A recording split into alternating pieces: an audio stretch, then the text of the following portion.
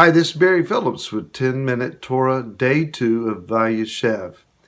There's a rabbinical idea that says that everything that is necessary to equip or become Am Israel was found resident within Yaakov. That is, he held all of the right personality, all the talent, the skill, the characteristics, all of the things needed to be Am Israel, that it was resident within him. And then as he fathered his sons, his 12 sons, these qualities, characteristics, etc., were all distributed, disseminated in a variety of combinations to his sons. No one held them all as he did, but it was given severally as the father would, except for one, Yoseph. The rabbinical mind says that everything that was resident in Yaakov was also then found in Yoseph. That is to say, if you saw the father, Yaakov, you also were seeing the son, Yoseph, and the reverse. If you saw Yoseph, you were seeing Yaakov. The same thing that Yeshua said about himself and the father. Interesting. So Yoseph now is the central character that we will be following for the rest of the book of Bereshit or Genesis. He is very significant prophetically, as we read, and many of you are already aware of this text in the book of the prophet Obadiah that says in verse number 18, "The house of Yaakov shall be a fire, and the house of Joseph a flame, but the house of Esau for stubble. And they shall burn among them, and they shall consume them, so that no survivor is left of the house of Esau." What this text is saying is, for all of the threat that Esau is, and remember, Esau, in application for us at least, he's not just the brother of Yaakov, he is also a beginning of what the rabbis say is the city of Rome, or the Roman people, or the Roman religious system. Again, cast no stones against our Christian brothers and sisters and those that we love, that we know are looking for the Messiah and are trying to follow him to the best of their understanding. We're talking about those that are participants only in a religious system. They're counting on the religious for the religious system for the righteousness. That's Esau. The hearts haven't been changed.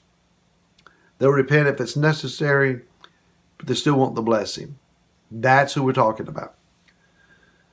That being the case, then, let's understand that Joseph is the answer for that group of people. That group of people can be dangerous.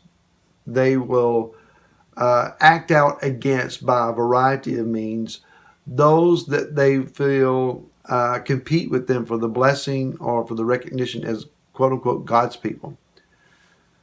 Joseph is the answer for that.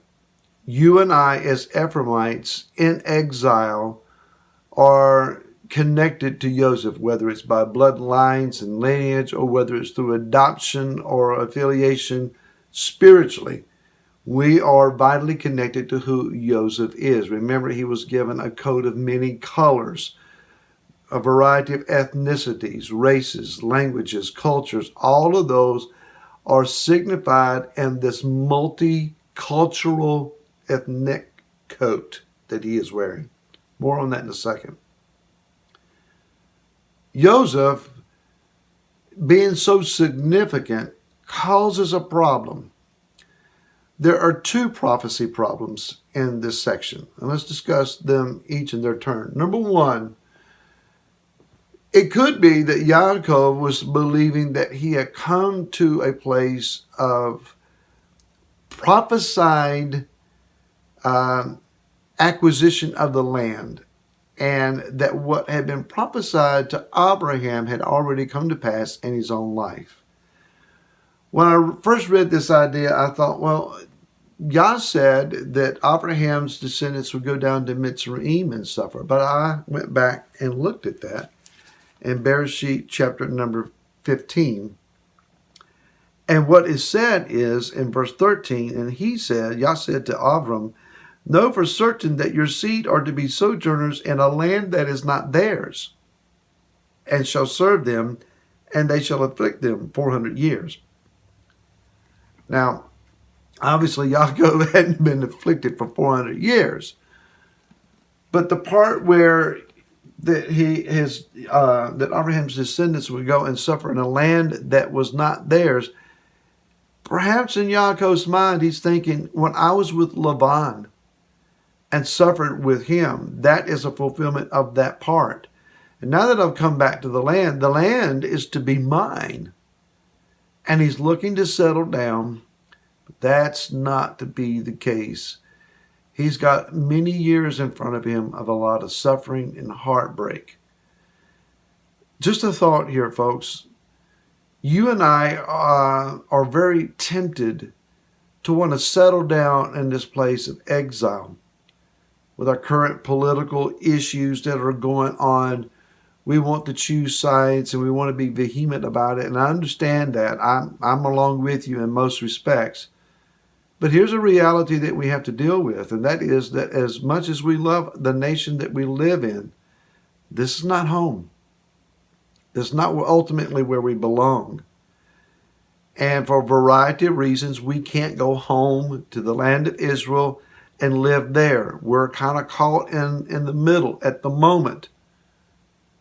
But we need to be praying what the book of Revelation at the end says, come Messiah, even so, come quickly.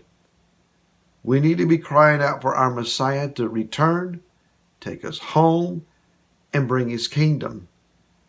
Now, thankfully, if we got to be in exile, if that's where we are at the present, I am very thankful to be in this nation as a place of exile. It could be a lot worse. So for that, let's at least be thankful. Now, the second prophecy problem is that the Bekira, the blessing of the seed in the land, has been given to one descendant in several generations here now, and the other brothers blessed and sent away. If you go back to chapter 34 and verse 7, and the episode of Dinah being raped, the brothers coming home, they refer to themselves as Israel. They're seeing themselves now not just as a family of brothers, among which one would be chosen and the rest blessed and sent away, but they are recognizing we are now the nation. And it is the collective whole of us that's going to continue the lineage and receive the land. So this idea of competing among themselves, that one would be significant to the exception of all of the rest, they don't want to hear that. When they see Yoseph, he irritates them, agitates them, because it would seem that he is positioning himself to receive the Bekira and the rest of them be blessed and sent away.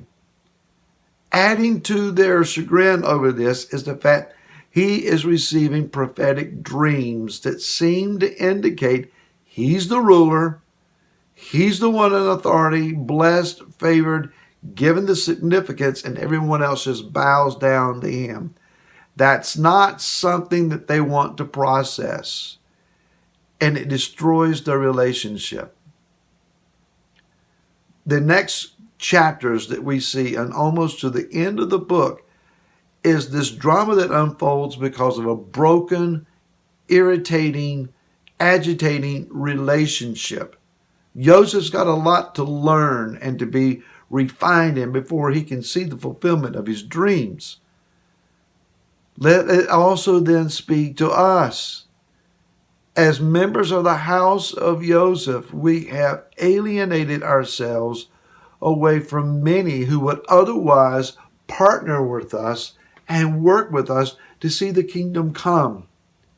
Yehuda, our brother in particular, we have ostracized ourselves from him because of our attitude, because of our arrogance and our prophecies and how we see things coming to pass. What if Joseph had offered to serve? If I am to be a leader, it is to serve you, to benefit you. May we have like attitude. And may we take our prophecies with humility. Until tomorrow, shalom.